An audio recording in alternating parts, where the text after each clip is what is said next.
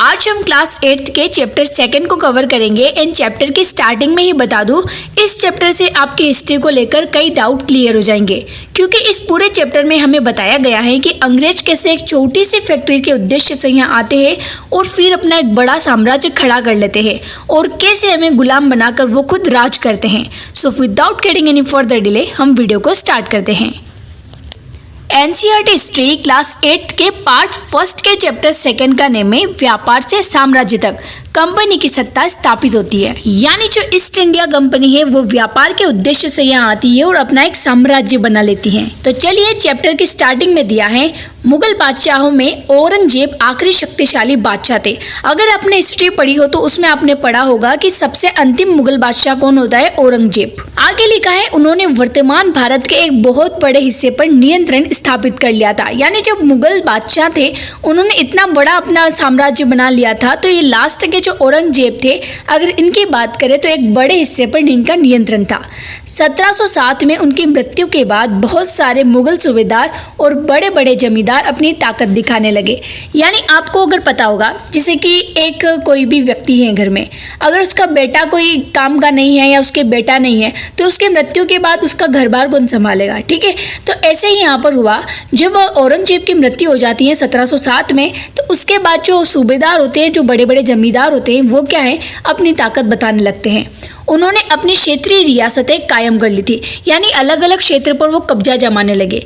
जैसे जैसे विभिन्न भागों में ताकतवर क्षेत्रीय रियासतें सामने आने लगी, दिल्ली अधिक दिनों तक प्रभावी केंद्र के रूप में नहीं रह सकी। अलग अलग क्षेत्र पर कब्जा करने लगे तो ये दिल्ली जो है वो एक अधिक प्रभावी केंद्र नहीं रही। 18वीं सदी के उत्तरार्ध तक राजनीतिक क्षितिज पर अंग्रेजों के रूप में एक नई ताकत उभरने लगी। यानी इस लाइन का मीनिंग मैं आपको समझाती हूँ। 18वीं सदी का जो स्टार्टिंग टाइम था, उसके टाइम पे एक अंग्रेज, कुछ ऐसे लोग आते हैं जो राजनीतिक स्टेज, यानी एक सिर्फ व्यापार के माध्यम से आते हैं, पर वो क्या है, अपना साम्राज्य बनाने लगते हैं, यानी राजनीति करने लगते हैं। क्या आप जानते हैं कि अंग्रेज पहल छोटी सी व्यापारिक कंपनी के रूप में भारत आए थे और यहाँ के इलाकों पर कब्जे में उनकी कोई भी दिलचस्पी नहीं थी। यानी वो पहले ये नहीं सोचते थे कि हम यहाँ पर जाएंगे तो हम यहाँ पर कब्जा करेंगे। वो सिर्फ एक केंद्र, यानी सिर्फ एक व्यापारिक केंद्र के उद्देश्य से आए थे कि हम एक कंपनी स्थापित करेंगे और उसके उद्देश्य से हम क्या करेंगे, वहाँ व्यापार करेंगे। आगे लिखा है, तो फिर ऐसा कैसे हुआ कि एक दिन में इस विशाल साम्राज्य के स्वामी बन बैठे। इस अध्याय में आप देखेंगे कि यह कैसे हुआ। अब आपको समझ में आ गया। इस चैप्टर में हम क्या पढ़ेंगे, हम ये पढ़ेंगे कि अंग्रेज कैसे भारत आए सिर्फ एक कंपनी के उद्देश्य से, व्यापार के उद्देश्य से, और कैसे उन्होंने पूरा एक साम्राज्य स्थापित कर लिया, कैसे उन्होंने फिर हमें गुलाम बनाया और कैसे पूरा भारत देश वगैरह सब उनके कंट्रोल में हो गया। अब यहाँ पर एक छोटा सा लाइन आपको बॉक्स दिख रहा होगा, इसमें दिया है कैप्टन हडसन द्वारा बहादुर शाह जफर और उनके बेटों की गिरफ्तारी। यानी उनके द्वारा बहादुर शाह जफर और उनके बेटों को गिरफ्तार किया जा रहा है। औरंगजेब के बाद कोई मुगल बादशाह इतना ताकतवर तो नहीं हुआ, लेकिन एक प्रतीक के रूप में मुगल बादशाहों का महत्व बना हुआ था।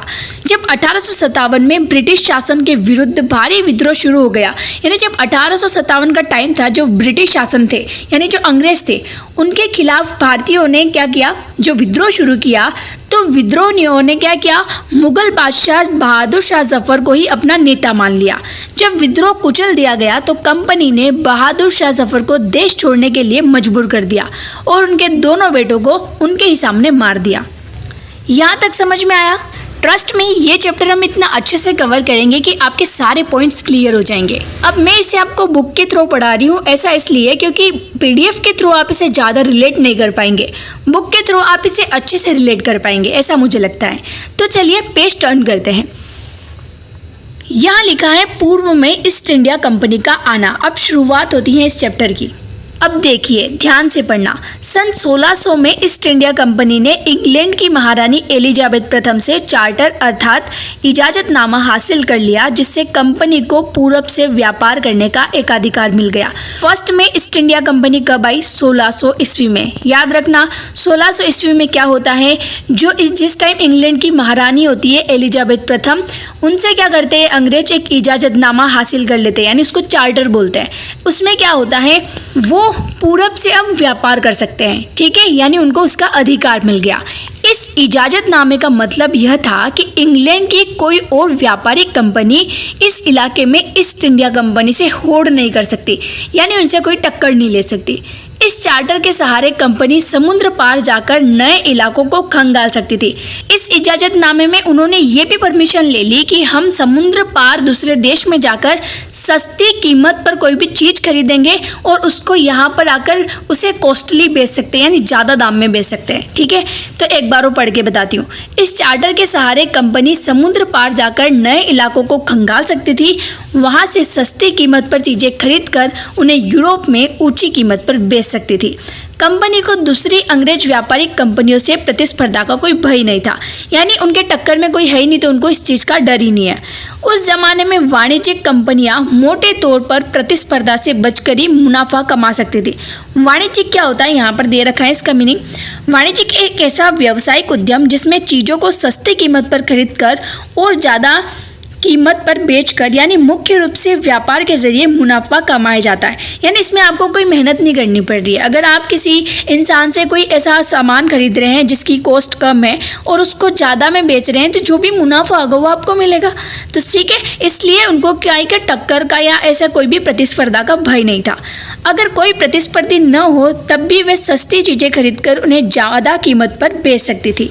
यहाँ तक क्लियर हुआ? मैंने काफ़ी इजीली समझाया। फर्स्ट में ईस्ट इंडिया कंपनी आती है, महारानी जो एलिजाबेथ प्रथम होती है उससे चार्टर इजाजतनामे पे हस्ताक्षर करवाती है और उनसे ये इजाज़त लेती है कि हम अब यहाँ पर व्यापार कर सकते हैं, कंपनी खोल सकते हैं और साथ में दूसरे देशों में जाकर कोई भी चीज़ सस्ती खरीद सकते हैं और उसको ज़्यादा दाम में बेच सकते हैं। आगे दिया है, लेकिन ये शाही दस्तावेज दूसरी यूरोपीय ताकतों को पूरब के बाजारों में आने से नहीं रोक सकता था। यानी उन्होंने परमिशन तो दे दी, किसने? एलिजाबेथ प्रथम ने, पर उसमें ये नहीं लिखा था कि जो दूसरे कंपनियां हैं वो इस देश में नहीं आ सकती या यहाँ से कोई व्यापार नहीं कर सकती, ठीक है। तो जब तक इंग्लैंड के जहाज अफ्रीका के पश्चिम तट को छूते हुए कैप ऑफ गुड होप का चक्कर लगाकर हिंद पार करते हैं, तब तक पुर्तगालियों ने भारत के पश्चिमी तट पर अपनी उपस्थिति दर्ज करा दी। यानी जब पहले अफ्रीका के लोग नहीं आए, उससे पहले क्या उन पुर्तगाली आ गए। कहाँ? भारत। यानी जो भारत का पश्चिमी तट था वहाँ पर पुर्तगाली पहले आ गए। यहाँ पर आप देख सकते हैं, इमेज में बताया गया है। ये जो अफ्रीका है यहाँ से कहाँ है? केप ऑफ गुड होप, ठीक है। फिर यहाँ से हिंद महासागर में होते हुए वो क्या है? भारत का जो ये पश्चिमी तट है यहाँ पर पहले आ गए। कौन? पुर्तगाली। मैप से समझ में आ गया? आगे लिखा है, पुर्तगाल के खोजी यात्री वास्को दी गामा ने ही 1498 में पहली बार भारत तक पहुंचने के इस समुद्री मार्ग को पता लगाया। यानी अगर आपसे क्वेश्चन बने तो भारत का खोजकर्ता कौन था? Vasco D gamma. और सबसे पहले जो समुद्री रास्ता किसने खोजा था? इसी वास्को डी गामा ने। कब? 1498 में, 1498 में, ठीक है। फिर आगे लिखा है, 17वीं शताब्दी की शुरुआत तक डच भी हिंद महासागर में व्यापार की संभावनाएं तलाशने लगे थे। कुछ ही समय बाद फ्रांसीसी व्यापारी भी सामने आए। फिर कौन आए? देखो, पुर्तगाल के बाद में आए डच और फिर आए फ्रांसीसी व्यापारी। समस्या यह थी कि सारी कंपनियां एक जैसी चीजें ही खरीदना चाहती थी। यूरोप के बाजारों में भारत से बने बारीक सूती कपड़े और रेशम की जबरदस्त मांग थी। काहे की? पहला तो सूती कपड़ा और दूसरा रेशम। इनके अलावा काली मिर्च, लौंग, इलायची और दालचीनी की भी जबरदस्त मांग रहती थी। यूरोपीय कंपनियों के बीच इस बढ़ती प्रतिस्पर्धा से भारतीय बाजारों में इन चीज़ों की कीमतें बढ़ने लगी और उनसे मिलने वाला मुनाफा गिरने लगा। यानी जो चीज़ें हैं उसकी डिमांड बढ़ी तो उसकी क्या है, जो कॉस्ट है, जो पैसे हैं, जो उसकी लागत है, वो भी बढ़ने लगी। अब पहले वो चीज़ों को सस्ते में खरीद रहे थे, पर अब चीज़ें महंगी हो गई तो अब उनको मुनाफा नहीं मिलने लगा। अब इन व्यापारिक कंपनियों के फलने फूलने का एक यही रास्ता था कि वे अपनी प्रतिस्पर्धी कंपनियों को खत्म कर दे। जब ईस्ट इंडिया कंपनी यहाँ पर आई तो उनको ऐसा लग रहा था कि हमें कोई प्रतिस्पर्धी टक्कर नहीं दे सकता। पर अब जैसे जैसे चीज़ों की कीमतें बढ़ने लगी तो अब उनके दिमाग में ये आया कि हमें इन कंपनियों को ही समाप्त करना चाहिए, ठीक है। आगे दिया है लिहाजा बाजारों पर कब्जे की इस होड़ ने व्यापारिक कंपनियों के बीच लड़ाइयों की शुरुआत कर दी। 17वीं और 18वीं सदी में जब भी मौका मिलता कोई सी एक कंपनी किसी दूसरी कंपनी के जहाज को डुबो देती, रास्ते में रुकावटें खड़ी कर देती और माल से लदे जहाजों को आगे बढ़ने से रोक देती। यानी आप यहाँ पर देख सकते हैं अब कंपनियों के बीच में जो टक्कर हो रही है उसमें वो एक दूसरे की प्रतिस्पर्धा खत्म करने के लिए कैसे कैसे काम कर रहे हैं। यह व्यापार हथियारों की मदद से चल रहा था और व्यापारिक चौकियों को किलेबंदी के जरिए सुरक्षित रखा जाता था। यानी कोई भी कभी भी किसी पे भी हमला कर देगा, कोई भी कभी किसी को भी मार देगा, तो इससे क्या है किलेबंदी की जाने लगी। अपनी बस्तियों को किलेबंदी करने और व्यापार में मुनाफा कमाने की इन कोशिशों के कारण स्थानीय शासकों से भी टकराव होने लगे। इस प्रकार व्यापार और राजनीति को एक दूसरे से अलग रखना कंपनी के लिए मुश्किल होता जा रहा था। आइए देखें ये कैसे हुआ। अब अगर किसी एरिया पर कोई भी रूल कर रहा है, कोई भी राजा, तो वो ऐसा थोड़ी कहेगा कि तुम्हारी कोई भी फैक्ट्री है तो तुम जितना चाहो कब्जा कर लो, तुम जितना चाहो किलेबंदी कर लो। तो इससे क्या है कंपनी के सामने समस्याएं खड़ी होने लगी। तो चलिए अब क्या होता है। ईस्ट इंडिया कंपनी बंगाल में व्यापार शुरू करती है और पहली ईस्ट इंडिया कंपनी की पहली फैक्ट्री कौन सी होती है, तो यहाँ पर दिया है पहली इंग्लिश फैक्ट्री 1651 में हुगली नदी के किनारे स्टार्ट हुई। हुगली नदी कहाँ, पश्चिम बंगाल। ठीक है, कंपनी के व्यापारी यहीं से अपना काम चलाते थे।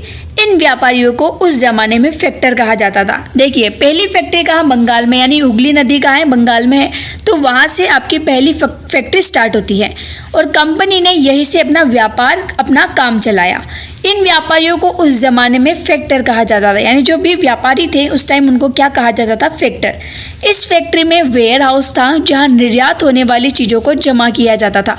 वेयर हाउस क्या होते हैं, गोदाम। ठीक है, जहाँ पर किसी भी चीज़ को इकट्ठा या स्टोर करके रखा जाता है और उनको वहाँ पर, जैसे आपके घर में सुखाने की जगह नहीं होती है तो वहाँ पर इसे बोरियाँ भर के या खुले में ऐसे पंखे चला कर रखा जाता है। यहीं पर उसके दफ्तर थे जिनमें कंपनी के अफसर बैठते थे, यानी वहां पर उनके ऑफिस भी थे। जैसे जैसे व्यापार फैला कंपनी ने सौदागरों और व्यापारियों को फैक्ट्री के आसपास आकर बसने के लिए प्रेरित किया। यानी जो भी व्यापारी थे उन्होंने क्या किया, जो भी सौदागर थे यानी जो भी माल खरीदते थे उनको क्या बोला कि आप यहाँ आकर आसपास में बसने लग जाओ। 1696 तक कंपनी ने इस आबादी के चारों तरफ एक किला बनाना शुरू कर दिया था।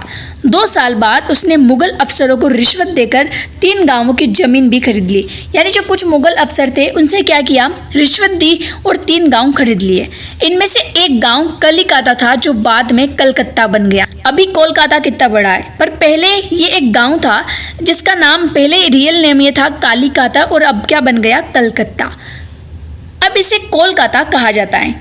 ठीक है, कंपनी ने मुगल सम्राट औरंगजेब को इस बात के लिए भी तैयार कर लिया कि वह कंपनी को बिना शुल्क चुकाए व्यापार करने का फरमान जारी कर दे। यानी अंग्रेजों ने क्या किया कि औरंगजेब को इस बात के लिए भी राजी कर दिया, एक शाही आदेश देने के लिए कि अब कंपनी कोई भी जो व्यापार करेगी उस पर आप हमसे टैक्स नहीं लोगे। अगर कोई भी बिजनेसमैन होता है या कोई भी, अगर आप कोई भी कोचिंग चला रहे हो प्राइवेट, तो आपको क्या है, एक टैक्स देना पड़ेगा। कोई भी गवर्नमेंट हो गया या कोई भी आप ऐसा काम करते हो ना बड़ा, तो आपको टैक्स देना पड़ता है। पर उस टाइम कंपनी ने क्या किया कि टैक्स ना देने के लिए औरंगजेब को राजी कर लिया। कंपनी ज़्यादा से ज़्यादा रियासतें हासिल करने और पहले से मौजूद अधिकारों का ज़्यादा से ज़्यादा फ़ायदा उठाने में लगी हुई थी। यानी अब कंपनी क्या कर रही थी, रियासतें हड़प रही थी और जो भी उनको पहले राइट्स मिले हुए थे उनका वो गलत फ़ायदा उठाने लगी। उदाहरण के लिए जैसे यहाँ पर दिया है औरंगजेब के फरमान। फरमान क्या होता है, एक शाही आदेश यानी एक परमिशन लेटर होता है जिसमें कोई भी आपको एक बड़ा व्यक्ति किसी भी चीज़ की परमिशन दे देता है। ठीक है, ये फरमान हुआ। औरंगजेब के फरमान से केवल कंपनी को ही शुल्क मुक्त व्यापार करने का अधिकार मिला था। यानी सिर्फ कंपनी ही बिना टैक्स चुकाए व्यापार कर सकती थी, बाकी जितनी भी कंपनियां थी उनको व्यापार चलाने के लिए टैक्स देना पड़ता था। कंपनी के जो अफसर निजी तौर पर व्यापार चलाते थे उन्हें यह छूट नहीं थी काहे कि टैक्स देने की, लेकिन उन्होंने भी शुल्क चुकाने से इनकार कर दिया। यानी आपकी मम्मी सिर्फ आपको ही करेले की सब्जी खिलाती है, आपके भाई को नहीं खिलाती है, तो आप भी बोलोगे कि हम क्यों खाएं। तो बस यही यहाँ पर क्या है कि उन्होंने भी शुल्क चुकाने से इनकार कर दिया। इस बंगाल में राजस्व वसूली बहुत कम हो गई और ऐसे में भला बंगाल के नवाब मुर्शिद कुली खान विरोध क्यों न करते। यानी अब सभी कंपनियों ने राजस्व वसूली यानी टैक्स देने से मना कर दिया कि हम जो भी व्यापार चलाएंगे उसमें हम टैक्स नहीं देंगे। तो ऐसे में भला जो बंगाल का नवाब था मुर्शिद कुली खान वो विरोध क्यों नहीं करता। यानी उसको इस बात से दिक्कत होने लगी कि जो भी राजस्व आता है, जो भी टैक्स आता है वो बहुत कम हो गया। तो अब इसने क्या किया कि उस चीज का विरोध किया। ठीक है, इस पेज से आप 2-3 चीजें नोट कर सकते हैं। पहला, फर्स्ट इंग्लिश फैक्ट्री हुगली नदी के किनारे 1651 में, वेस्ट बंगाल। ठीक है, और यहाँ पहले कालिकाता बोला जाता था और फिर इसका नाम क्या है, कलकत्ता, और अभी के टाइम में इसको क्या बोला जाता है, कोलकाता।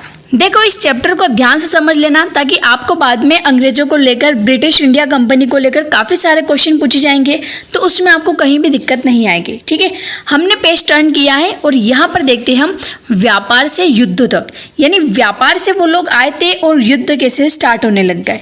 चलिए देखते हैं। 18वीं सदी की शुरुआत में कंपनी और बंगाल के नवाबों का टकराव काफ़ी बढ़ गया। कंपनी कौन, जो टैक्स नहीं चुका रही थी, और बंगाल के नवाब कौन, जो मुर्शिद कुली खान आगे मैंने बताए थे वो।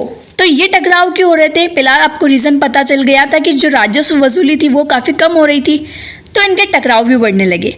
औरंगजेब की मृत्यु के बाद बंगाल के नवाब अपनी ताकत दिखाने लगे। उस समय दूसरी क्षेत्रीय ताकतों की स्थिति भी ऐसी ही थी। मुर्शिद कुली खान के बाद अली वर्दी खान और उसके बाद सिराजुद्दौला बंगाल के नवाब बने। यहाँ पर मैं एक क्रम बता रही हूँ बंगाल के नवाबों का, जो मैंने लिखा है आप इसे नोट कर सकते हैं। बंगाल के नवाब फर्स्ट कौन था, मुर्शिद कुली खान, उसके बाद बना अली वर्दी खान, फिर बना सिराजुद्दौला, फिर बनता है मीर जाफर, फिर बनता है मीर कासिम, और दोबारा यानी फिर से मीर जाफर को यहाँ का बंगाल का नवाब बनाया जाता है। अब देखिए आगे इस चैप्टर में पूरा आपको यही पढ़ने मिलेगा, पर मैंने आपको शॉर्ट में एक चीज़ बता दी तो आपको पता रहेगा। ये सब मैंने इस चैप्टर से ही लिखा है, आपको इसे डरने की जरूरत नहीं कि मैंने ये अलग अलग जगह से निकाला। चलो हम पढ़ते हैं, आपको सब कुछ क्लियर हो जाएगा, डोंट वरी अबाउट इट। यह आपको 3 का तो समझ में आ गया ना। मुर्शिद कुली खान के बाद कौन बना, अली वर्दी खान, और अली वर्दी खान के बाद बना सिराजुद्दौला। ये सभी शक्तिशाली शासक थे। उन्होंने कंपनी को रियायत क्या होती है, जो छूट होती है टैक्स देने की, ठीक है, तो वो छूट देने से मना कर दिया। व्यापार का अधिकार देने के बदले कंपनी से नजराने मांगे, टैक्स मांगे, उसे सिक्के डालने का अधिकार नहीं दिया कंपनी को, यानी सिक्के डालने की परमिशन बंद कर दी, और उसके किलेबंदी को बढ़ाने से रोका, यानी जो वो किलेबंदी कर रहे थे उसको बढ़ाने से रोका। कंपनी पर धोखाधड़ी का आरोप लगाते हुए उन्होंने दलील दी कि उसकी वजह से बंगाल सरकार की राजस्व वसूली कम होती जा रही है। राजस्व वसूली क्या नहीं, जो टैक्स हो रहा है वो क्या है, कम हो रहा है, और नवाबों की ताकत कमजोर पड़ रही है। कंपनी टैक्स चुकाने को तैयार नहीं थी, यानी जो कंपनी है वो हिल ही नहीं रही थी कि हम तो टैक्स देंगे ही नहीं। उसके अफसरों ने अपमानजनक चिट्ठियां लिखी, किसको, नवाबों को, और नवाब उनके अधिकारियों को अपमानित करने का प्रयास किया। कंपनी का कहना था, यानी कंपनी कौन, जो अंग्रेज लोग थे वो क्या कह रहे थे कि स्थानीय अधिकारों के बेतुकी मांगों से, यानी तुम्हारी नवाब तुम्हारी जो मांगे हैं उसकी वजह से क्या है, हमारा जो व्यापार है वो तबाह हो रहा है। व्यापार तभी फल फूल सकता है जब सरकार शुल्क हटा ले, यानी हमारा व्यापार तभी बढ़ेगा जब आप इस शुल्क को हटाओगे। कंपनी को इस बात का भी यकीन था कि अपना व्यापार फैलाने के लिए उसे अपनी आबादी बढ़ानी होगी, यानी कंपनी को ये लगने लगा था, अंग्रेजों को ये लगने लगा था कि अगर हमारी संख्या बढ़ी, हमारे कंपनी के लोगों की संख्या बढ़ी, तो अब हम नवाबों से नहीं डरेंगे। तो उसके लिए इन्होंने क्या सोचा कि हमें और ज्यादा गांव खरीदने होंगे और किलों का पुनर्निर्माण कराना होगा। ये टकराव दिनों दिन गंभीर होते गए और अंततः इन टकराव की परिणति प्लासी के प्रसिद्ध युद्ध के रूप में हुई। प्लासी का युद्ध आपने सुना हुआ, तो प्लासी के युद्ध का कारण था बंगाल के नवाब और ये कंपनी। क्यों? क्योंकि कंपनी है वो अपना शुल्क हटाने से मना ही कर रही थी, हमें शुल्क देना ही नहीं है, और नवाब जो चाहते थे कि वो चाहते थे कि तुम शुल्क दो। तो ऐसे एक दूसरे से दोनों परेशान हो रहे थे, और इससे क्या होता है, युद्ध स्टार्ट होने लगते हैं, और यही इस टॉपिक का नाम था, व्यापार से युद्ध तक। अब हम बात करेंगे प्लासी के युद्ध के बारे में। यहाँ तक समझ में आया? आप ये रॉबर्ट क्लाइव का फोटो देख सकते हैं। तो चलिए, प्लासी का युद्ध जो होता है वो अंग्रेज वो सिराजुद्दौला के मध्य में होता है। यहाँ पर लिखा है 1756 में अली वर्दी खान की मृत्यु के बाद कौन बनता है बंगाल का नवाब? यहाँ पर आप देख सकते हैं सिराजुद्दौला। तो उसके बाद क्या होता है, जो सिराजुद्दौला बंगाल के नवाब बने। कंपनी को सिराजुद्दौला की ताकत से काफी भय था। सिराजुद्दौला की जगह कंपनी एक ऐसा कठपुतली नवाब चाहती थी जो उसे व्यापारिक रियायतें और अन्य सुविधाएं आसानी से देने में आनाकानी ना करे। यहाँ पर आप समझ गए कंपनी क्या एक्सपेक्ट कर रही है किससे, बंगाल के नवाब से। बंगाल के नवाब से कंपनी ये चाहती है कि वो हमारे हाथों का कठपुतली बनकर रहे और हमको सारी रियायतें दे और आसानी से हमको सारी सुविधाएं दे। कठपुतली क्या होती है, कठपुतली एक खिलौना होता है जिसे आप धागे के सहारे अपने हिसाब से नचाते हैं। जो व्यक्ति किसी और के इशारों पर चलता है उसे भी मजाक उड़ाने के लिए अक्सर कठपुतली कहा जाता है। यानी कंपनी चाहती है कि जो बंगाल का नवाब है वो एक कठपुतली हो जो हमारे इशारों पर नाचे। कंपनी ने प्रयास किया कि सिराजुद्दौला के प्रतिद्वंदियों में से एक किसी को नवाब बनाया जाए। यानी उसने क्या सोचा कि अब जो सिराजुद्दौला का प्रतिद्वंदी है, यानी उसका जो भी दुश्मन है या उसका जो कॉम्पिटिटर है, उसको यहाँ का नवाब बनाया जाए। कंपनी को कामयाबी नहीं मिली। जवाब में सिराजुद्दौला ने हुक्म दिया कि कंपनी उनके राज्य के राजनीतिक मामलों में टांग अड़ाना बंद कर दे। यानी जो कंपनी है उसको सीधा सीधा बोल दिया सिराजुद्दौला ने सीधा सीधा कंपनी को बोल दिया कि आप हमारे राजनीतिक मामलों में अब टांग नहीं अड़ाएंगे। किलेबंदी रोके और बकायदा राजस्व चुकाए। यानी इस किलेबंदी को बंद करो और अपना जो राजस्व है, जो टैक्स है, वो टाइम से टाइम चुकाओ। जब दोनों पक्ष पीछे हटने को तैयार नहीं हुए तो अपने 30,000 सिपाहियों के साथ नवाब ने कासिम बाजार पर स्थित इंग्लिश फैक्ट्री पर हमला बोल दिया। अब ये कंपनी नवाब की बात नहीं मान रही थी, तो नवाब ने क्या किया, सिराजुद्दौला ने क्या किया कि जो कासिम बाजार में स्थित इंग्लिश फैक्ट्री थी उस पर हमला बोल दिया। किस किस को ले गई थी वो? 30,000 सिपाहियों को अपने साथ ले गई थी। नवाब की फौजों ने कंपनी के अफसरों को गिरफ्तार कर लिया और गोदाम पर ताला डाल दिया। अंग्रेजों के हथियार छीन लिए और अंग्रेज जहाजों को घेरे में ले लिया। यहाँ पर आप देख सकते हैं, ठीक है। इसके बाद नवाब ने कंपनी के कलकत्ता स्थित किले पर कब्जे के लिए उधर का रुख लिया। यानी पहले इधर फैक्ट्री पर हमला बोल दिया, साथ में अफसरों को गिरफ्तार कर लिया, गोदाम पर ताले लगा दिए, उनके हथियार छीन लिए और उसके बाद में वो किधर गए, जो कलकत्ता में उनका किला बना हुआ था, किसका? कंपनी का। उधर की तरफ गए, उधर की तरफ उन्होंने अपना रुख लिया। अब क्या होता है, ध्यान से सुनना। कलकत्ता के हाथ से निकल जाने की खबर सुनी, किसने? कंपनी वालों ने। तो कंपनी ने इसकी खबर सुनने पर क्या किया, मद्रास में तैनात कंपनी के अफसरों ने भी रॉबर्ट क्लाइव के नेतृत्व में सेनाओं को रवाना कर दिया। यानी वो क्या है, अब अगर अब सिराजुद्दौला ने हमला बोल ही दिया है तो कंपनी भी रुकने थोड़ी वाली है। कंपनी ने भी क्या किया, अपने सेनाओं को भेज दिया। इस सेना को 9 सैनिक बेड़े की भी मदद मिल रही थी। इसके बाद नवाब के साथ लंबे समय तक सौदेबाजी चली और आखिरकार 1757 में रॉबर्ट क्लाइव ने प्लासी के मैदान में सिराजुद्दौला के खिलाफ कंपनी की सेना का नेतृत्व किया। यानी लास्ट में रॉबर्ट क्लाइव सामने आते हैं और नवाब सिराजुद्दौला की हार होती है। कैसे? नवाब सिराजुद्दौला की हार का एक बड़ा कारण उनके सेनापतियों में से एक सेनापति मीर जाफर की कारगुजरिया भी थी। यानी उसने क्या किया, दगाबाजी कर दी थी, यानी चीटिंग कर दी थी। कैसे?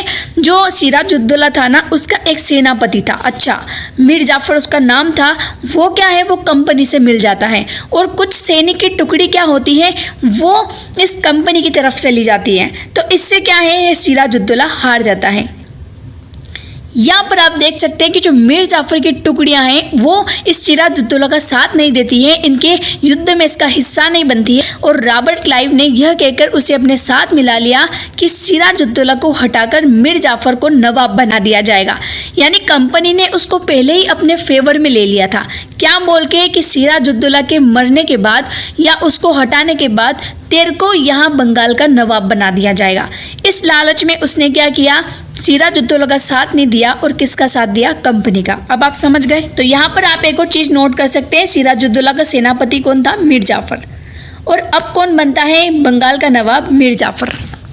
आप यहाँ मैंने जो लाइन लिखी है इसमें आप देख सकते हैं सिराजुद्दौला के बाद में मीर जाफर बंगाल का नवाब बनता है। और कौन इसे बनाते हैं, कंपनी के लोग। चैप्टर काफी इंटरेस्टिंग है। आगे पेज पर अब दिया है, प्लासी की जंग इसलिए महत्वपूर्ण मानी जाती है क्योंकि भारत में यह कंपनी की पहली बड़ी जीत थी। प्लासी की जंग के बाद सिराजुद्दौला को मार दिया गया और मीर जाफर को बंगाल का नवाब बना दिया गया। कंपनी अभी भी शासन की जिम्मेदारियां संभालने को तैयार नहीं थी, यानी अभी भी वो राजस्व वगैरह चुकाने में बिल्कुल इंटरेस्टेड नहीं थी, अभी भी किलेबंदी को नहीं रोक सकती थी। ऐसी कई सारी चीजें थी जो वो शासन के अंडर में नहीं करना चाहते थे। उसका मूल्य उद्देश्य क्या था? व्यापार को बढ़ाना। अगर यह काम स्थानीय शासकों की मदद से बिना लड़ाई लड़े ही किया जा सकता था तो किसी राज्य को सीधे अपने कब्जे में लेने की क्या जरूरत थी। यानी उनको अभी भी ये लग रहा था कि हमें सिर्फ अपने कंपनी का व्यापार बढ़ाने से मतलब है। जल्दी ही कंपनी को एहसास होने लगा कि यह रास्ता भी आसान नहीं है। यानी कंपनी को अब ये समझ में आने लगा कि हम कब तक इन बंगाल के नवाबों को कठपुतली बना के रखेंगे। कभी कभी तो इनको भी समझ में आ जाएगा कि हमने इनके साथ मतलब इनको हमने लालच दिया था। जो मीर जाफर को ये लालच देते हैं तो कभी कभी मीर जाफर को भी समझ में आ जाएगा। या पहले के जो राजा महाराजा होते थे, जो नवाब होते थे, वो क्या है, लोगों के बीच में एक अच्छी इमेज बनाना चाहते थे। तो कठपुतली नवाब भी कभी ना कभी तो ये सोचेगा ना कि लोग मेरे बारे में क्या सोचते हैं, तो वो फिर कभी ना कभी कोई तो एक्शन लेगा कंपनी के खिलाफ में। तो यहाँ पर दिया है कठपुतली नवाब भी हमेशा कंपनी के इशारों पर नहीं चलते थे। आखिरकार उन्हें भी तो अपनी प्रजा की नज़र में सम्मान और संप्रभुता का दिखावा करना पड़ता था। अब यहाँ पर दिया है तो कंपनी फिर क्या करती। जब मीर जाफर ने कंपनी का विरोध किया तो कंपनी ने उसे हटाकर मीर कासिम को नवाब बना दिया गया। मैंने आपको क्या कहा, मैंने सारी बातें इस बुक में से ही लिख रखी है। अब आप यहाँ पर देख सकते हैं मीर जाफर जब उनका कंपनी का विरोध करने लगा, वापस से टैक्स मांगने लगा, उस कंपनी के ऊपर बाउंडेशन लगाने लगा, तो कंपनी ने क्या किया, मीर जाफर को हटाकर किसको नवाब बनाया, मीर कासिम को। आप यहाँ पर देख सकते हैं मैंने नाम लिखा है मीर जाफर के बाद मीर कासिम का। ठीक है, अब नवाब को हर महीने 5 लाख रुपए कंपनी को चुकाने थे। यानी अब क्या कर दिया, इस मीर कासिम को क्या करना पड़ेगा, 5 लाख रुपए कंपनी को देने पड़ेंगे। कब? हर महीने। कंपनी अपने सैनिक खर्चों से निपटने, व्यापारिक जरूरतों तथा अन्य खर्चों को पूरा करने के लिए और पैसा चाहती थी। कंपनी और ज्यादा इलाके तथा और ज्यादा कमाई चाहती थी। 1765 में जब मीर जाफर की मृत्यु हुई तब तक कंपनी के इरादे बदल चुके थे। यानी 1765 में मीर जाफर की मृत्यु हो जाती है, तब तक क्या होता, कंपनी के जो इरादे हैं वो चेंज हो जाते हैं। अब कैसे, यहाँ पर जानते हैं। कठपुतली नवाबों के साथ अपने खराब अनुभवों को देखते हुए क्लाइव ने ऐलान किया कि अब हमें खुद ही नवाब बनना पड़ेगा। यानी वो कब तक किसी नवाब के अंडर में चलते हैं, यानी कब तक वो एक नवाब से रिश्ता बनाए रखते हैं इस चीज़ को लेकर कि हमें राजस्व देना है नहीं देना है, हमें व्यापार कैसे चलाना है, हमें किलेबंदी करनी है नहीं करनी है। तो अंग्रेज ये चाहते ही नहीं थे कि हम किसी के कंट्रोल में रहें। तो उन्होंने क्या किया, रॉबर्ट क्लाइव था, उसने ये ऐलान कर दिया कि नवाब अब हम खुद बनेंगे। अब आप देखते हैं आखिरकार 1765 में मुगल सम्राट ने कंपनी को ही बंगाल का प्रांत दीवान नियुक्त कर दिया। यानी अब बंगाल को लीड कौन करेगा, बंगाल को कौन चलाएगा, अंग्रेज। दीवानी मिलने के कारण कंपनी को बंगाल के विशाल राजस्व संसाधनों पर नियंत्रण मिल गया। यानी अब कंपनी का पूरा कंट्रोल हो गया और इसकी किसने परमिशन दी, मुगल सम्राट ने। इस तरह कंपनी की एक पुरानी समस्या हल हो गई। यानी जो पुरानी समस्या से वो जूझ रही थी कंपनी, अब वो सॉर्ट आउट हो गई। 18वीं सदी की शुरुआत से ही भारत के साथ उसका व्यापार बढ़ता जा रहा था, लेकिन उसे भारत में ज़्यादातर चीज़ें ब्रिटेन से लाए गए सोने और चांदी के बदले में खरीदनी पड़ती थी। इसकी वजह ये थी कि उस समय ब्रिटेन के पास भारत में बेचने के लिए कोई चीज़ नहीं थी। प्लासी की जंग के बाद ब्रिटेन से सोने की निकासी कम होने लगी और बंगाल की दीवानी मिलने के बाद तो ब्रिटेन से सोना लाने की जरूरत ही नहीं रही। अब भारत से होने वाली आमदनी के सहारे कंपनी अपने खर्चे चला सकती थी। इस कमाई से कंपनी भारत में सूती और रेशमी कपड़ा खरीद सकती थी और अपनी फौजों को संभाल सकती थी और कलकत्ते में किलों और दफ्तरों के निर्माण की लागत उठा सकती थी। यानी ये इतना इम्पोर्टेंट नहीं है, पर फिर भी आप देख सकते हैं कि अब जब 1765 में क्या है, कमांड पूरी बंगाल की, पूरे जो नवाब है वो खुद कंपनी बन जाती है। अब नेक्स्ट पॉइंट यही बनता है आपका, कंपनी के अफसर नवाब बन बैठे। नवाब बनने का क्या मतलब था? इसका एक मतलब तो ये था कि कंपनी के पास अब सत्ता और ताकत थी, लेकिन इसके कुछ और फायदे भी थे। कंपनी का हर कर्मचारी नवाबों की तरह जीने के ख्वाब देखने लगा। यानी अब कंपनी के जितने भी लोग हैं वो खुद को क्या समझने लगे, एक नवाब। प्लासी के युद्ध के बाद बंगाल के असली नवाबों को इस बात के लिए बाध्य कर दिया गया कि वे कंपनी के अफसरों को निजी तोहफे के तौर पर जमीन और बहुत सारा पैसा दे। यानी बंगाल के जो असली नवाब है कौन, जो मीर जाफर, मीर कासिम, इस टाइप से। ठीक है, मीर जाफर तो मर गया, पर ये जो मीर कासिम वगैरह हैं, ये जो लोग हैं, अब ये कंपनी को क्या करें, वो उनको जमीन और बहुत सारा पैसा दे, काय के एक तोहफे के तौर पे। खुद रॉबर्ट क्लाइव ने ही भारत में बेहिसाब दौलत जमा कर ली थी। 1743 में जब वह इंग्लैंड से मद्रास आया तो उसकी उम्र 18 साल थी। आप सोच भी नहीं सकते, 18 साल में तो हमें कुछ पता भी नहीं चलता, पर 18 की एज में ये आदमी क्या काम कर रहा था, ठीक है। तो 1767 में जब वह 2 बार गवर्नर बनने के बाद हमेशा के लिए भारत से रवाना हुआ तो यहाँ उसकी दौलत 4,01,102 पाउंड के बराबर थी। दिलचस्प बात यह थी कि गवर्नर के अपने दूसरे कार्यालय में उसे कंपनी के भीतर फैले भ्रष्टाचार को खत्म करने का काम सौंपा गया। यानी रॉबर्ट क्लाइव को यह काम दिया गया कि जो भी आपके कंपनी के आसपास भ्रष्टाचार फैल रहा है उसको आप खत्म करो। पर क्या होता है, 1772 में ब्रिटिश संसद में उसे खुद भ्रष्टाचार के आरोपों पर अपनी सफाई देनी पड़ती है। यानी वो खुद भ्रष्टाचार कर रहा था, ठीक है। तो सरकार को उसकी अकुत संपत्ति के स्रोत संदेहास्पद लगे। उसे भ्रष्टाचार आरोपों से बरी तो कर दिया, लेकिन 1774 में उसने क्या कर लिया, सुसाइड कर लिया। तो यहाँ पर आप इसको नोट कर सकते हैं, 1774 में रॉबर्ट क्लाइव ने सुसाइड कर लिया था। आगे लिखा है, कंपनी के सभी अफसर क्लाइव की तरह दौलत इकट्ठा करने नहीं आए थे। यानी सभी लोग क्लाइव की तरह नहीं थे कि उनको सिर्फ पैसा कमाना है। बहुत सारे लोग एक मिडिल क्लास फैमिली से आए थे, बहुत एक साधारण फैमिली से आए थे। यहाँ पर आप देख सकते हैं, बहुत सारे बीमारियों और लड़ाई के कारण कम उम्र में ही मौत का निवाला बन गए। इसके अलावा उन सभी को भ्रष्ट और बेईमान मानना भी सही नहीं होगा। यानी आप सभी को एक जैसा नहीं मान सकते। उनमें से बहुत सारे अफसर साधारण परिवारों से आए थे। उनकी सबसे बड़ी इच्छा बस यही थी कि वे भारत में ठीक ठाक पैसा कमाएं और ब्रिटेन लौटकर आराम की जिंदगी बसर करें। यानी उनका उद्देश्य बस ठीक ठाक पैसा कमाना था और ब्रिटेन जाकर वो वापस एक सही जिंदगी जी सके। जो जीते जी धन दौलत लेकर वापस लौट गए, उन्होंने वहाँ आलीशान जीवन जिया। उन्हें वहाँ के लोग नवाब कहते थे। यह भारतीय शब्द नवाब का ही अंग्रेजी संस्करण बन गया था। उन्हें लोग अक्सर नए अमीरों और सामाजिक हैसियत में रातों रात ऊपर आने वाले लोगों के रूप में देखते थे। नाटकों और कार्टूनों में उनका मजाक उड़ाया जाता था। अब बात करते हैं कंपनी का फैलता शासन। यहाँ लिखा है, यदि हम 1757 से 1857 के बीच ईस्ट इंडिया कंपनी के द्वारा भारतीय राज्यों पर कब्जे की प्रक्रिया को देखें तो कुछ महत्वपूर्ण बातें सामने आती है। यानी 1757 से 1857 के बीच ईस्ट इंडिया कंपनी ने भारत पर कैसे कब्जा किया, इसमें कुछ बातें हमारे सामने आई। चलिए जानते हैं। किसी अनजान इलाके में कंपनी ने सीधे सैनिक हमला प्राय नहीं किया। उसने किसी भी भारतीय रियासत का अधिग्रहण करने से पहले विभिन्न राजनीतिक, आर्थिक और कूटनीतिक साधनों का इस्तेमाल किया। कूटनीतिक क्या होता है? छल कपट। यानी कैसे कंपनी ने मीर जाफर को एक छल कपट के थ्रू अपनी साइड किया था, ये लालच देके कि अगर तुमने हमारा साथ दिया तो तुझे क्या करेंगे, हम बंगाल का नवाब बनाएंगे। ठीक है। तो बक्सर की लड़ाई 1764 के बाद कंपनी ने भारतीय रियासतों में रेजिडेंट तैनात कर दिए। बक्सर की लड़ाई कब हुई थी? 1764। आप नोट कर सकते हैं।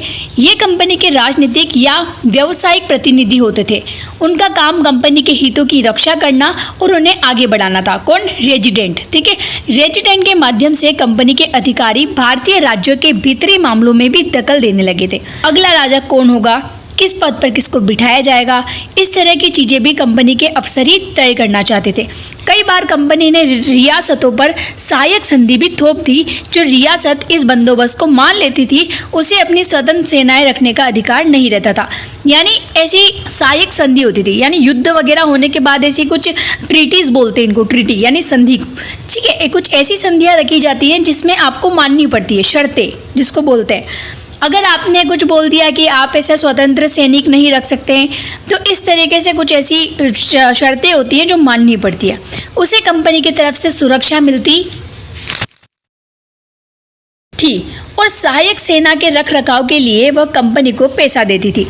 अगर भारतीय शासक रकम अदा करने में चूक जाते थे तो जुर्माने के तौर पर उनका इलाका कंपनी अपने कब्जे में कर लेती थी। यानी ट्रीटी में ऐसा लिखा गया, अगर आपने जुर्माना नहीं दिया, अगर आपने शासक को रकम नहीं दी, तो आपका जो भी एरिया है वो हम जब्त कर लेंगे। उदाहरण के लिए रिचर्ड वेलेजी गवर्नर जनरल जो था 1798 से 1805 के बीच में, उस समय अवध के नवाब थे। 1801 में अपना आधा इलाका कंपनी को सौंपने के लिए मजबूर किया गया क्योंकि नवाब सहायक सेना के लिए पैसा अदा करने में चूक गए। यानी पैसा नहीं दे पाए। इसी आधार पर हैदराबाद के भी इलाके छीन लिए गए। अब इस डायग्राम को देखो, यहाँ पर लिखा है अपने बेटों और ब्रिटिश रेजिडेंट के साथ खड़े नवाब सिराजुद्दौला, और टीली केटल द्वारा ये चित्र बनाया गया था। नीचे लिखा गया है बक्सर की लड़ाई के बाद, कब हुई थी? 1764 में बक्सर की लड़ाई हुई। उसके बाद हुई संधियों के फलस्वरूप ट्रीटी जो होती हैं, जो शर्तें होती हैं, नवाब सिराजुद्दौला के ज़्यादातर अधिकार छीन गए थे, लेकिन यहाँ वह रेजिडेंट के सामने अपनी चिर परिचित शाही शानो शौकत के साथ दिखाई दे रहा है। यानी उसकी जो शानो शौकत है उसके साथ ही वो किस तरीके से खड़ा है, आप देख सकते हैं। अब बात आती है शेर ए मैसूर की उपाधि किसको मिली थी? टिप्पू सुल्तान को। अब आप टिप्पू सुल्तान के बारे में थोड़ा बहुत जानेंगे। काफ़ी इंटरेस्टिंग चैप्टर है, आपको बिल्कुल भी स्किप नहीं करना चाहिए। ठीक है, चलिए जानते हैं। जब कंपनी को अपने राजनीतिक और आर्थिक हितों पर खतरा दिखाई दिया तो कंपनी ने प्रत्यक्ष सैनिक टकराव का भी रास्ता अपनाया। कंपनी को जब लगने लगा कि अपनी राजनीतिक और आर्थिक हितों पर खतरा हो रहा है तो इसके लिए क्या किया, उसने सैनिक टकराव का रास्ता अपनाया। दक्षिणी भारतीय राज्य मैसूर के उदाहरण से यह बात समझी जा सकती है। कैसे? चलिए पढ़ते हैं। हैदर अली, जिसका शासनकाल बता रखा है 1761 से 1782, और उनके विख्यात पुत्र टीपू सुल्तान। हैदर अली का पुत्र कौन था? टीपू सुल्तान, जिसका शासनकाल था 1782 से 1799। आप इनको नोट करें, ये चीज़ें आपको कई जगह पढ़ने नहीं मिल सकती, कई जगह आपको मिल भी जाएगी, पर सब कुछ एनसीईआरटी से ही पूछा जाता है। जैसे शक्तिशाली शासकों के नेतृत्व में मैसूर काफ़ी ताकतवर हो चुका था। टीपू सुल्तान बिलोंग करते थे मैसूर से, इसलिए इनको शेर ए मैसूर कहा जाता था। मालाबार तट पर होने वाले व्यापार मैसूर रियासत के नियंत्रण में था, जहां से कंपनी काली मिर्ची और इलायची खरीदती थी। आप यहां पर देख सकते हैं कंपनी यहां कैसे कांटेक्ट में है, कैसे कनेक्ट है इस मैसूर से। तो यहां से क्या है, वो काली मिर्ची और इलायची ले जाते थे। 1785 में टीपू सुल्तान ने अपनी रियासत में पड़ने वाले बंदरगाहों से चंदन की लकड़ी, काली मिर्च और इलायची का निर्यात रोक दिया। अब क्या होता है, 1785 में टीपू सुल्तान क्या करता है कि जो भी चंदन की लकड़ी है, काली मिर्च है, इलायची है, उसका निर्यात, यानी जो भी वो चीज़ें दूसरे देश में जारी थी उसका बंद कर दिया निर्यात। टीपू सुल्तान ने भारत में रहने वाले फ्रांसीसी व्यापारियों से घनिष्ठ संबंध विकसित किए और उनकी मदद से अपनी सेना को आधुनिकीकरण किया। आगे आप पेज टर्न करें तो यहाँ पर दिया है सुल्तान के इन कदमों से अंग्रेज आग बबूला हो गए। अब आप देख सकते हैं कि टीपू का जो ये डिसीजन था टीपू सुल्तान का, उससे ये अंग्रेज क्या है, काफ़ी क्रोधित हुए। उन्हें हैदर अली और टीपू सुल्तान बहुत महत्वाकांक्षी, घमंडी और खतरनाक दिखाई देते थे। अंग्रेजों को लगता था कि ऐसे राजाओं को नियंत्रित करना और कुचलना जरूरी है। यानी अगर कोई शासक, कोई भी नवाब अगर अंग्रेजों से आगे चलता था, कोई भी खतरनाक होता था, तो ये कंपनी क्या करती थी कि उसको कुचलने का रास्ता सोचती थी। फलस्वरूप मैसूर के साथ अंग्रेजों की 4 बार जंग होती है, 1767-69 में, 1780-84 में और 1790-92 में, और लास्ट होती है 1799 में। श्रीरंगपट्टनम की आखिरी जंग में कंपनी को सफलता मिली, यानी टीपू सुल्तान वगैरह इनको हरा दिया, और कौन जीती? कंपनी। अपनी राजधानी की रक्षा करते हुए टीपू सुल्तान मारे गए और मैसूर का राजकाज पूरे वोडियार राजवंश के हाथों में सौंप दिया। यानी आप देख सकते हैं टीपू सुल्तान के बाद में इस राजवंश यानी इस पूरे राजकाज को कौन संभालता है? वोडियार राजवंश। इसके साथ ही मैसूर पर भी सहायक संधि थोप दी गई। यानी ऐसा होता था कि अगर युद्ध होता था उसमें जो जीतता था उसकी जो भी शर्तें होगी वो सामने वाले हारी हुई पार्टी को माननी पड़ेगी। तो यहाँ पर जो मैसूर था उसके ऊपर भी एक सहायक संधि थोप दी गई। अब यहाँ पर देख सकते हैं इस वाले डायग्राम में क्या दिया है, टीपू सुल्तान के बेटों को बंधक के रूप में कार्नवालिस के सामने पेश किया जा रहा है। डेनियल आर्म द्वारा बनाया गया चित्र। कंपनी की फौजों को हैदर अली और टीपू सुल्तान ने कई बार युद्धों में हराया, लेकिन 1792 में मराठों, हैदराबाद के निजाम और कंपनी की संयुक्त फौजों के हमले के बाद टीपू सुल्तान को अंग्रेजों से संधि करनी पड़ी। इस संधि के तहत उनके 2 बेटों को अंग्रेजों ने बंधक के रूप में अपने पास रख लिया। ब्रिटिश चित्रकारों को ऐसे दृश्यों की तस्वीर बनाने में मजा आता था जिनमें अंग्रेजों की सत्ता की विजय दिखाई देती थी, यानी जिसमें भी अंग्रेज लोग जीतते थे ये चित्रकार उस इमेज को काफ़ी अच्छे मज़े से बनाते थे। ठीक है, आप एक टीपू की कहानी पढ़ सकते हो। राजाओं की छवि अक्सर जनश्रुतियों से भी बनती है, यानी जनश्रुति यानी लोगों के मुंह से सुनी हुई। अगर कोई भी बात किसी के बारे में कहेगा तो आप आपकी छवि वैसी ही बन जाएगी। अगर आपके बारे में कोई अच्छा बोल रहा है तो उस सामने तीसरा इंसान सुनने वाला आपके बारे में ऐसा ही सोचेगा कि वो ऐसा ही आदमी होगा। तो जो राजा होते हैं उसकी छवि एक जनश्रुति यानी जन यानी जो भी वहाँ के लोग होते हैं वो जिस तरीके से उस राजा की प्रशंसा करेंगे, बुराई करेंगे, तो उसकी छवि वैसी बन जाएगी। 1782 में मैसूर के राजा बने टीपू सुल्तान के बारे में कहा जाता है, लोग क्या कहते हैं उनके बारे में जानिए, कि एक बार वे अपने फ्रांसीसी दोस्त के साथ जंगल में शिकार खेलने गए थे। वहाँ एक शेर उनके सामने आ गया। उनकी बंदूक ने मौके पर साथ नहीं दिया और कटार भी जमीन पर गिर गई। फिर भी टीपू ने निहत्ते ही शेर का मुकाबला किया और आखिरकार कटार उठा ली। अंत में उन्होंने शेर को मार गिराया और इसी बाद उन्हें शेर ए मैसूर कहा जाने लगा। आप देख सकते हैं कि शेर ए मैसूर की उपाधि ने क्यों मिली इस स्टोरी के तहत। ठीक है, उनके राजसी झंडे पर भी शेर की तस्वीर होती थी। अब आप यहाँ पर एक टीपू सुल्तान का खिलौना देख सकते हैं। टीपू सुल्तान का खिलौना शेर, ये टीपू के एक विशालकाय मशीनी खिलौने की तस्वीर है। इसमें यह नकली शेर एक यूरोपीय सिपाही को दबाए हुए हैं, यानी आप देख सकते हैं जो कंपनी का लोग है, यूरोपीय सिपाही है, उसको दबाए हुए हैं। जब इसका हैंडल घुमाया जाता है तो नकली शेर दहाड़ता है और सिपाही के भीतर से चिक की आवाज़ निकलती है। अब यह खिलौना शेर लंदन स्थित विक्टोरिया एंड एल्बर्ट म्यूजियम में रखा गया है। म्यूजियम जहाँ पर भी पुरानी चीज़ें स्टोर करके रखी जाती हैं। 4 मई 1799 को जब अपनी राजधानी श्रीरंगपट्टनम की रक्षा करते हुए टीपू सुल्तान की मृत्यु हो गई, यानी जो अंग्रेज है वो इस खिलौने को अपने साथ लेते गए। कैपिटल ऑफ मैसूर क्या है? श्रीरंगपट्टनम। Got it. इस पेज पर इतना ही था। आप ये चारों जो मैसूर के साथ जंग हुई अंग्रेजों की चारों नोट कर सकते हैं। 1767-69, 1780-84, 1790-92 और 1799। ठीक है, और कैपिटल ऑफ मैसूर श्रीरंगपट्टनम। और जो टीपू सुल्तान था इसको एक और उपाधि मिली थी शेर ए मैसूर की। Now move to next page जिसमें लिखा गया है मराठों से लड़ाई। मैसूर से खत्म हुई, अब मराठों से लड़ाई स्टार्ट होती है। 18वीं शताब्दी के आखिरी से कंपनी मराठों की ताकत को भी काबू और ख़त्म करने के बारे में सोचने लगी। 1761 में पानीपत की तीसरी लड़ाई में हार के बाद दिल्ली से देश का शासन चलाने का मराठों का सपना चूर चूर हो गया। यानी 1761 में जब हार हो जाती है तो दिल्ली का जो शासन है उसका शासन चलाने का सपना मराठों का चूर चूर हो जाता है। उन्हें कई राज्यों में बांट दिया गया। इन राज्यों की बागडोर सिंधिया, होलकर, गायकवाड़ और भोसले जैसे अलग अलग राजवंशों के हाथ में थी। ये सारे सरदार एक पेशवा के अंतर्गत एक कन्फेडरेंसी के सदस्य थे। पेशवा इस राज्य मंडल का सैनिक और प्रशासकीय प्रमुख होता था और पुणे में रहता था। महादजी सिंधिया और नाना फडणीस 18वीं सदी के आखिरी के 2 प्रसिद्ध मराठा योद्धा और राजनीतिज्ञ थे। यहाँ पर आप देख सकते हैं 2 नाम मेंशन है, महादजी सिंधिया और नाना फडणीस। आप आगे पढ़ोगे इसके बारे में और यहाँ पर भी आप देख सकते हैं। ये क्या है? 2 प्रसिद्ध मराठा योद्धा है और राजनीतिज्ञ। एक के बाद एक कई युद्धों में कंपनी ने मराठों को घुटने टेकने पर मजबूर कर दिया। यानी कंपनी क्या है? मराठों को हराती गई।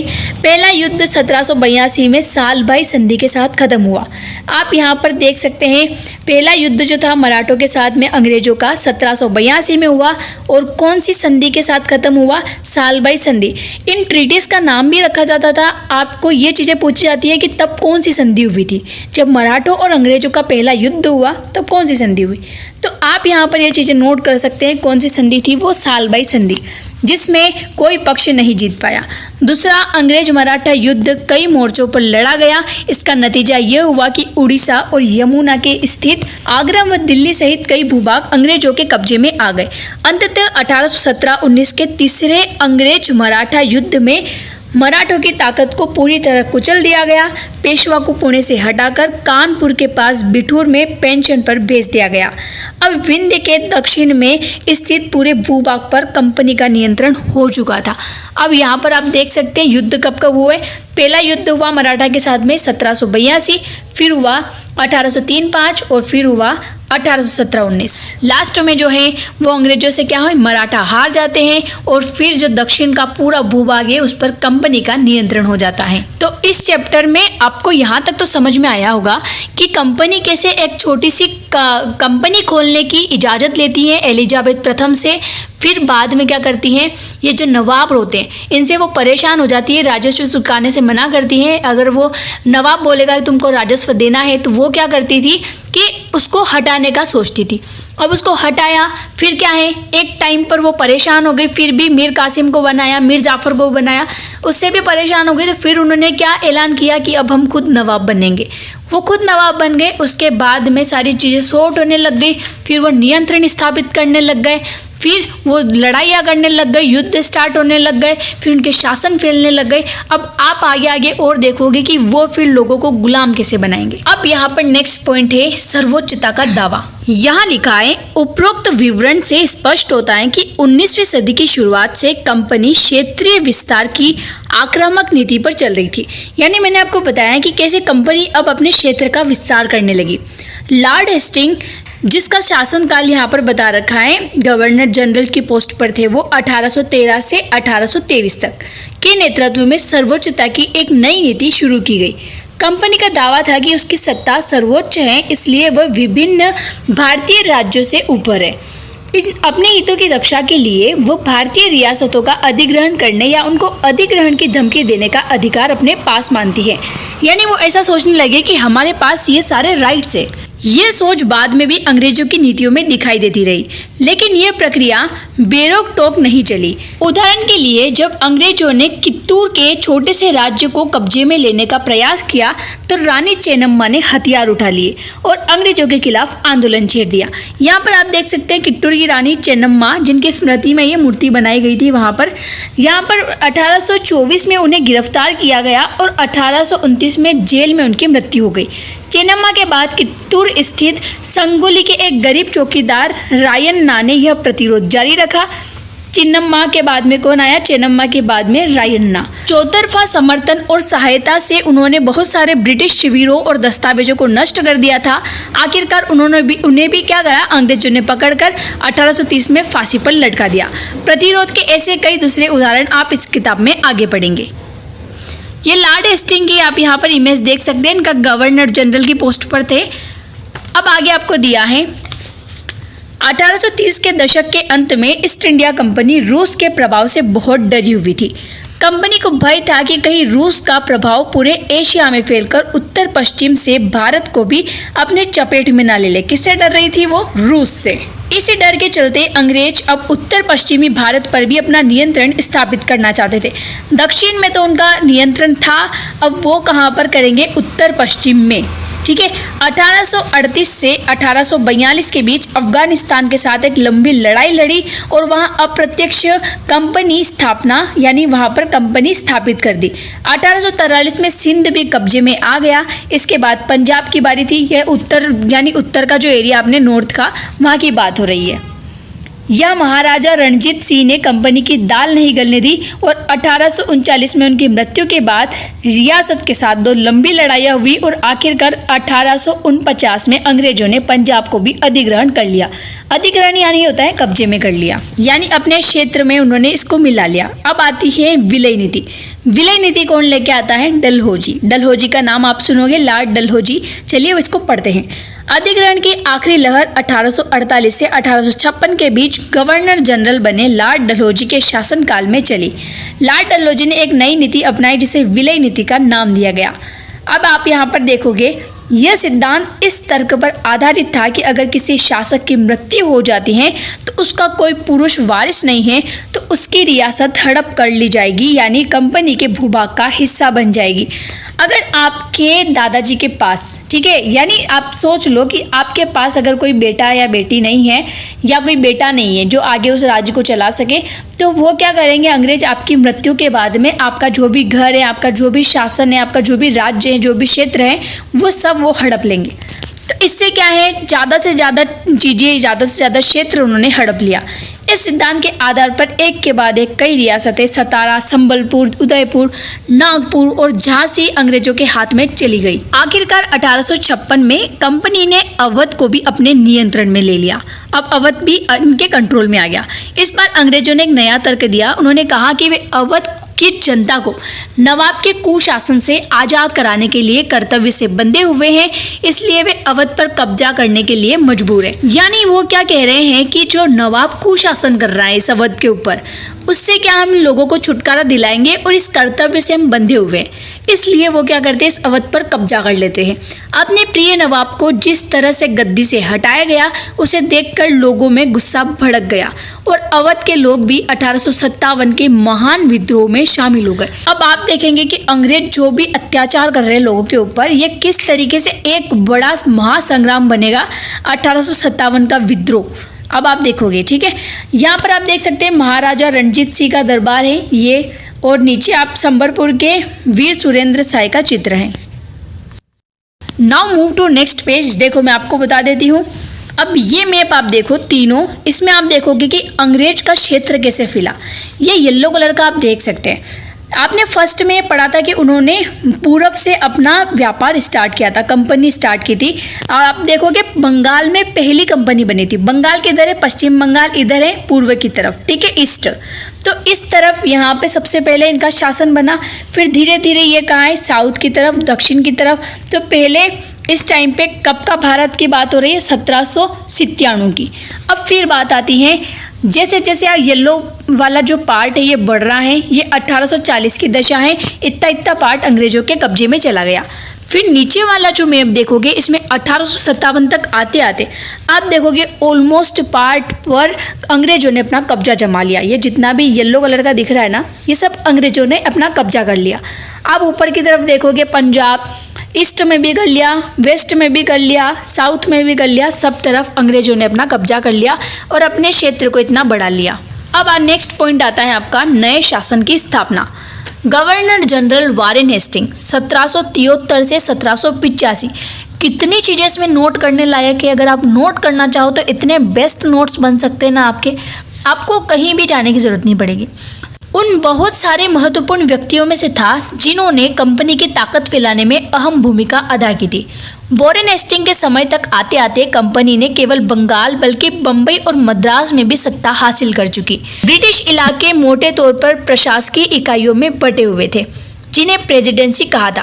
देखो प्रेसिडेंसी तीन इसमें बांट दी गई, 3 क्षेत्रों में, जिसकी 3 प्रेसिडेंसी कौन सी थी, बंगाल, मद्रास और बम्बई। जितनी भी प्रेसिडेंसी होती थी हर एक का शासन गवर्नर के पास होता था।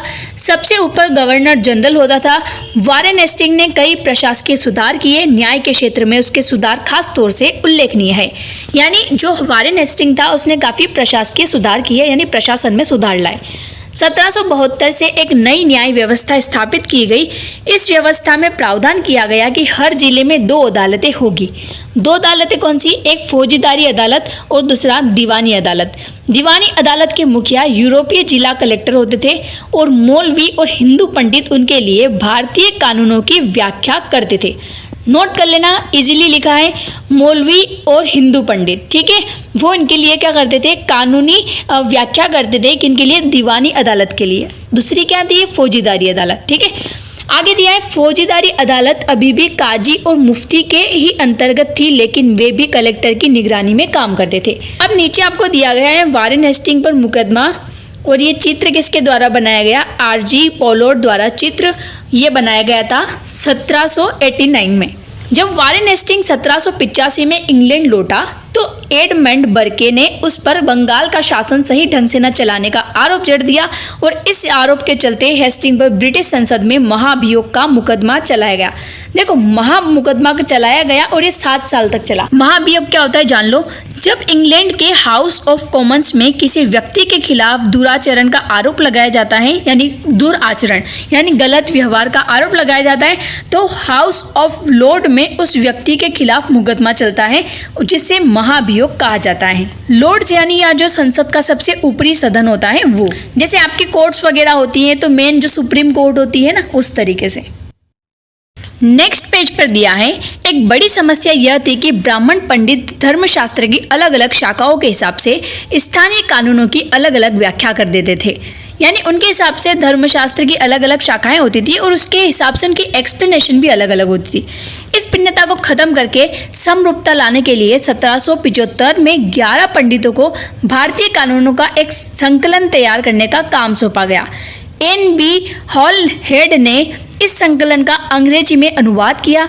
1778 तक यूरोपीय न्यायाधीशों के लिए मुस्लिम कानूनों की भी एक संहिता तैयार कर ली गई। 1773 में रेगुलेटिंग एक्ट के तहत एक नए सर्वोच्च न्यायालय की स्थापना की गई। इसके अलावा कलकत्ता में अपीलीय अदालत यानी सदर निजामत अदालत की भी स्थापना की गई। अपीलियत अदालत यहाँ पर आप नोट कर सकते हैं, सदर निजामत अदालत की स्थापना की गई। भारतीय जिले में कलेक्टर सबसे बड़ा ओहदा होता है। आपने देखा होगा कि जो कलेक्टर होता है वो जिले का सबसे सुप्रीम माना जाता है। यानी आप जिले में जाओगे तो किसकी बात करोगे? कलेक्टर की। तो भारतीय जिले में कलेक्टर सबसे बड़ा ओहदा यानी पद होता है। जैसा कि नाम से ही पता चलता है, उसका मुख्य काम लगान और कर इकट्ठा करना तथा न्यायाधीशों, पुलिस अधिकारियों व दरोगा की सहायता से जिले में कानून व्यवस्था बनाए रखना होता था। होता क्या था? अभी भी यही होता है। कलेक्टर जो है वो लॉस को मेंटेन करता है। यहाँ पर दिया है उसका कार्यालय कलेक्ट्रेट सत्ता और संरक्षण का नया केंद्र बन गया था, जिसने पुराने सत्ता केंद्रों को हाशिए पर ढकेल दिया। आगे दिया है कंपनी की फौज। अब कंपनी की फौज कैसे तैयार होती थी, तो चलिए जानते हैं। कंपनी के साथ भारत में शासन और सुधार के नए विचार तो आए, लेकिन उसकी असली सत्ता सैनिक ताकत में थी। अगर कहीं युद्ध में लड़ने जाओगे तो कौन काम आएगा? सैनिक। मुगल फौज मुख्य रूप से घुड़सवार और पैदल सेना थी। यानी जो मुगल थे उनके सैनिक कौन थे? ज़्यादा से ज़्यादा घुड़सवार थे और पैदल सेना थी। उन्हें तीरंदाजी और तलवारबाजी का प्रशिक्षण दिया जाता था। सेना में सवारों का दबदबा रहता था, यानी जो सवार होते थे उसका दबदबा रहता था। और मुगल साम्राज्य को एक विशाल पेशेवर प्रशिक्षण वाली पैदल सेना की जरूरत महसूस नहीं होती थी। यानी उनके जो भी सैनिक हैं वो उनको काफ़ी अच्छे से ट्रेन करते थे। ग्रामीण इलाकों में सशस्त्र किसानों की बड़ी संख्या थी। स्थानीय जमींदार मुगलों को जरूरत पड़ने पर पैदल सिपाही मुहैया कराते थे। यानी अगर जरूरत पड़ी तो जो पैदल सिपाही हैं वो उनको हेल्प करते थे। 18वीं सदी में जब अवध और बनारस जैसी रियासतों में किसानों को भर्ती करके उन्हें पेशेवर सैनिक प्रशिक्षण दिया जाने लगा तो यह सूरत बदलने लगी। यानी आप देखोगे अब जो किसान थे, जो यंग मैन थे, यंग किसान थे, उनको क्या करने लगा? सैनिक प्रशिक्षण दिया जाने लगा। अगर जब कमी पड़ेगी सैनिकों की तो कहाँ से लाएंगे? ऐसे हट्टे कट्टे लोग ही ढूंढेंगे, इनको पकड़ पकड़ के ले जाएंगे। तो ईस्ट इंडिया कंपनी ने जब अपनी सेना के लिए भर्ती शुरू की तो उसने भी यह तरीका अपनाया। अंग्रेज अपनी सेना को सिपाही या आर्मी कहते थे। सिपाही किसके लिए? आर्मी, यानी जो अंग्रेजों की सेना थी उसके लिए सिपाही वर्ड यूज किया गया है। 1820 के दशक में जैसे जैसे युद्ध तकनीक बदलने लगी, कंपनी की सेना में घुड़सवार टुकड़ियों की जरूरत कम होती गई। इसकी वजह यह थी कि ब्रिटिश साम्राज्य बर्मा, अफगानिस्तान और मिस्र में भी लड़ रहा था, जहां सिपाही मस्केट और मैच लोग से लेस होते थे। अब मस्केट क्या होता है? मस्केट यहाँ दिया गया है पैदल सिपाहियों द्वारा इस्तेमाल की जाने वाली एक भारी बंदूक। यानी उनके पास इतने औजार आने लग गए तो इतने पैदल सिपाहियों की जरूरत कहाँ पड़ेगी। और मैच लोग क्या होता है? तो शुरुआती दौर की बंदूक जिसमें बारूद को माचिस से चिंगारी दी जाती थी।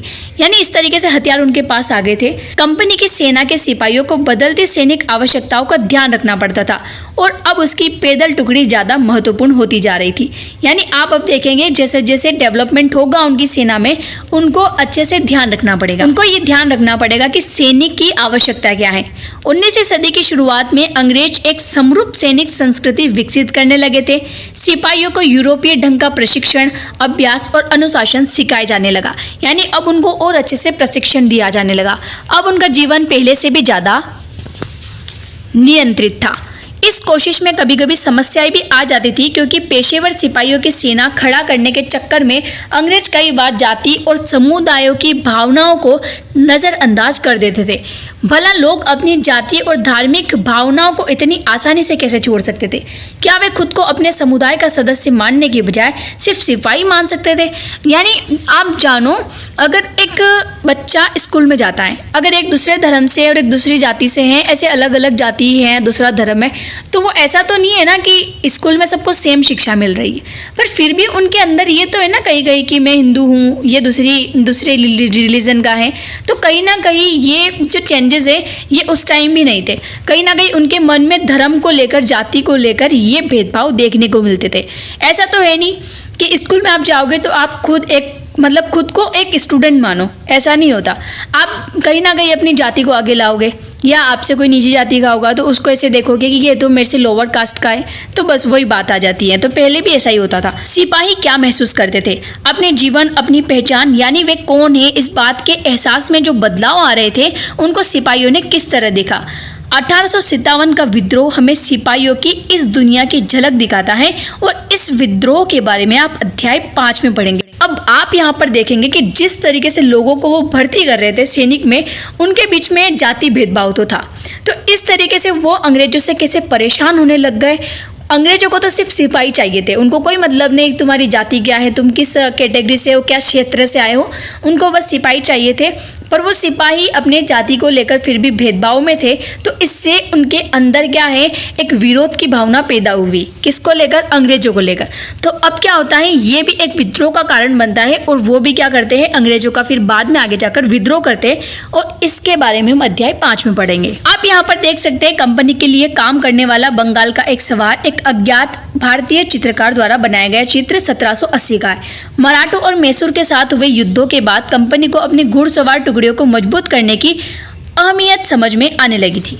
ठीक है, ये पॉइंट तो इतना इम्पोर्टेंट नहीं था कंपनी की फौज, बस ये आपको बताया गया है कि जो सिपाही थे उनके अंदर कैसे विद्रोह भड़का। आप यहाँ पर आगे चैप्टर 5 में और अच्छे से जानेंगे। अब निष्कर्ष यानी ओवरऑल समरी क्या निकलती है? ईस्ट इंडिया कंपनी एक व्यापारिक कंपनी से बढ़ते बढ़ते एक भौगोलिक औपनिवेशिक शक्ति बन गई। एक व्यापारिक कंपनी थी और कैसे भौगोलिक यानी जो भूगोल है, यानी जो मैप है, उसमें वो क्षेत्रों पर क्या करने लगी, अपना कब्जा करने लगी। 19वीं सदी की शुरुआत में नई भाप तकनीक के आने से यह प्रक्रिया और तेज हुई। अब भाप तकनीक क्या है, चलिए आगे जानते हैं। जब तक समुद्र मार्ग से भारत पहुंचने में 6-8 महीने का समय लग जाता था, भाप के चलने वाले जहाज जो थे उससे ये यात्रा 3 हफ्तों में समेट दी गई। यानी ये जो यात्रा है वो काफ़ी जल्दी जल्दी होने लग गई। इसके बाद तो ज़्यादा से ज़्यादा अंग्रेज और उनके परिवार भारत जैसे दूर देशों में आने लगे। 1857 तक भारतीय उपमहाद्वीप में 63% भूभाग और 78% आबादी पर कंपनी का सीधा शासन स्थापित हो गया। सबसे पहले आपने देखा कि कैसे ये पूरब में अपना कब्जा करते हैं, जो बंगाल है, जो हुगली नदी में पहले अपनी फैक्ट्री स्थापित करते हैं, फिर उसके बाद में नीचे वाले पार्ट यानी साउथ पर कब्जा करते हैं, फिर उत्तर में आते हैं। इस तरीके से वो सारी चीज़ों पर सारी दिशाओं में अपना अपना कब्जा कर लेते हैं। देश के शेष भूभाग और आबादी पर कंपनी का अप्रत्यक्ष प्रभाव था। इस प्रकार व्यवहारिक स्तर पर ईस्ट इंडिया कंपनी पूरे भारत को अपने नियंत्रण में ले चुकी थी। तो यहाँ पर आप देखेंगे किस तरीके से कितने भूभाग और कितनी आबादी पर इन्होंने कब्जा कर लिया। इस मैप पर आप देख सकते हैं कि किस तरीके से ये येलो पार्ट जो है वो एक अंग्रेजों का शासन का वो पार्ट बन गया। यहाँ पर आप इस मैप में देख सकते हैं कि जो येलो पार्ट है वो एक अंग्रेजों के क्षेत्र बन गए। अब अन्यत्र में यहाँ पर दिया है दक्षिण अफ्रीका में दास व्यापार। डच व्यापारी 17वीं सदी में दक्षिण अफ्रीका पहुंचे। नोट कर सकते हैं इस बात को, डच व्यापारी 17वीं सदी में दक्षिण अफ्रीका पहुंचे। जल्द ही दास व्यापार शुरू हो गया। लोगों को बंधक बनाकर जंजीरों में बांधकर दास बाजारों में बेचा जाने लगा। 1834 में दास प्रथा के अंत के समय अफ्रीका के दक्षिणी सिरे पर स्थित केप में निजी स्वामित्व में दासों की संख्या 36,774 थी। 1824 में केप आने वाले एक यात्री ने वहां होने वाली नीलामी का आंखों देखे ब्यौरा प्रस्तुत किया। कैसे, देखो यहाँ पर वो बता रहे हैं कि कैसे गुलामों की बिक्री होती थी। यह मालूम होने पर कि पशुओं, कृषि उत्पादों की नीलामी होने वाली है, हमने अपनी गाड़ी नए बैल खरीदने के लिए रोक ली। यानी उनको पता था कि यहाँ पर अब जानवर बिकेंगे, कृषि उत्पाद बिकेंगे, तो उनको एक बैल खरीदना था। तो उन्होंने क्या किया, उनकी गाड़ी वहाँ पर रोक ली।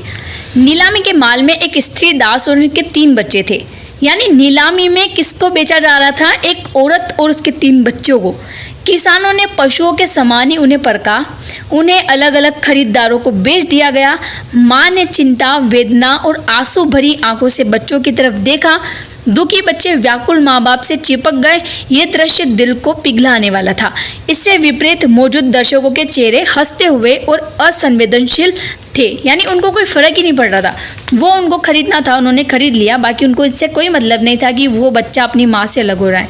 ध्यान से देखना, अब मैं आपको एक्सरसाइज करवाऊं तो जो हमने पढ़ा है वही हम यहाँ पर टेस्ट देंगे। दीवानी, इसका आपका आएगा भूराजस्व वसूल करने का अधिकार। यानी जब दीवानी उनको मिल गई तो उनको क्या है, भूराजस्व वसूल करने का अधिकार मिल गया। शेर मैसूर की उपाधि किसको मिली थी, टीपू सुल्तान को। फौजदारी अदालत, तो यहाँ पर फौजदारी अदालत ये कोई मेल नहीं है, तो आप इसको छोड़ देना, दोनों सेम सेम बना गए। रानी चेन्नम्मा कित्तूर में अंग्रेजी विरोधी आंदोलन का नेतृत्व किया था, ठीक है, कित्तूर। इसके बाद में एक किसान करता है, उसका नाम आप मुझे कमेंट में बताओगे। फिर आती है सिपाही, तो इसको सिपाही कहा जाता था। और वॉरेन हेस्टिंग भारत का पहला गवर्नर जनरल, देखो बेंटिक था वो तो, पर मुझे पता नहीं कि इसने ऐसा क्यों यहाँ पर दिया है, भारत का पहला गवर्नर जनरल वॉरेन हेस्टिंग, पर मुझे तो लगता है शायद तक बेंटिक था। मैं एक बार आपको कंफर्म करके नेक्स्ट वीडियो में बता दूंगी।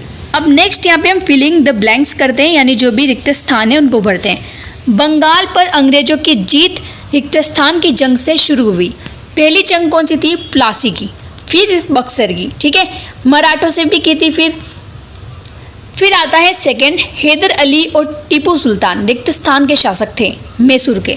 थर्ड क्वेश्चन है, डलहौजी ने रिक्त स्थान का इस सिद्धांत लागू किया, काय का विलय नीति का सिद्धांत। चौथा है, मराठा रियासतें मुख्य रूप से भारत के दक्षिणी भाग में थी। ये नेक्स्ट जो एक्सरसाइज है सही या गलत की, ये तो आप कर सकते हैं। ये चैप्टर हमने काफ़ी अच्छे से एंड किया है, हर एक डिटेल मैंने आपको बताई है, जितना भी हुआ मैंने अपनी तरफ से 100% दिया है। और अब आप इसके नोट्स भी बना सकते हैं, चैप्टर से बाहर कुछ भी नहीं आता है, सब NCERT में बताया गया है। और बच्चे फिर पूछते हैं इतनी छोटी छोटी बातें कहाँ से आ जाती है।